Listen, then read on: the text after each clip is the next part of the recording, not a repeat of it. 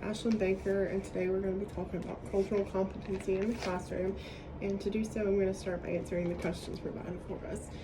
The first question is, what does it mean to be a culturally competent educator? Cultural competence is a very important skill for educators, and it's a vital aspect of meeting the needs of every student in the classroom.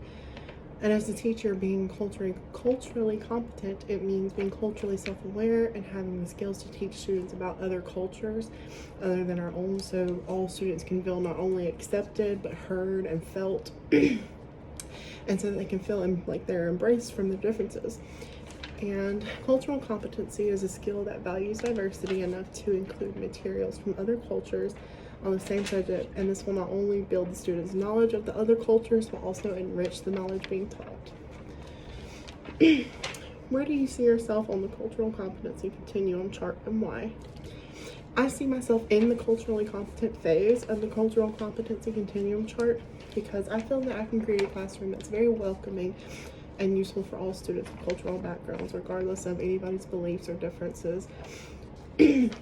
And also regardless of gender, sexual orientations, or religions. I value diversity, and I'm one who tries to encourage inclusivity by amongst other people and encouraging people to celebrate their differences and be proud of who they are and where they come from. I try to do this by creating a safe and sound environment where people feel free to be themselves. What will it take for you to get to the next step or to deepen your cultural competence?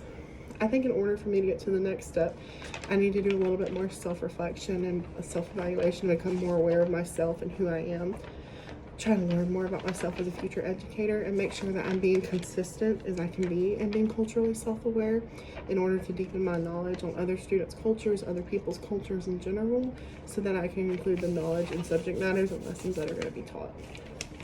What are some specific research and readings, tools, resources, or training you might use to further your cultural competency as an educator? There are so many readings and tools available to educational staff across the board for people who want to further their cultural competency. Some of these resources can be found online. Some of the ones I found include the NEA website, which is the National Education Association website. If they have a diversity toolkit, as well as other teaching channels and YouTube channels like Coaching for Equality.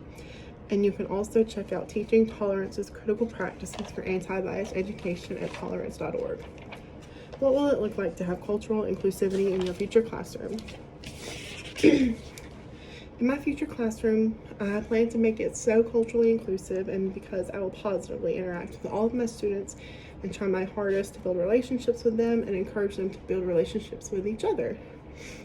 And this will create a team of individuals, and we're all working towards one goal, just having everybody get along and everybody respect each other the way we would want to be treated and respected. I will value and celebrate my students and show appreciation for everybody's cultural differences. I will also teach that although we're all different, we are working together as a team towards one goal, which is inclusivity. And we will have open and honest dialogue about our cultures, and we will include materials from other cultures, including the addition of various native languages. These will also help enrich current lessons that I'm going to be taught in the classroom, and will not tolerate any kind of bias or mistreatment towards anybody for their religious beliefs, their cultures, anything, and have my students model a positive and kind behavior to others. How will you ensure you are respecting students as individuals with differing personal backgrounds and various skills, abilities, perspectives, talents, and interests that do not align to your spiritual beliefs and moral values? I would try to accomplish this by making sure that my students know in my classroom they have input, they can have a voice, they can speak up and put in their input, and they can voice their opinions.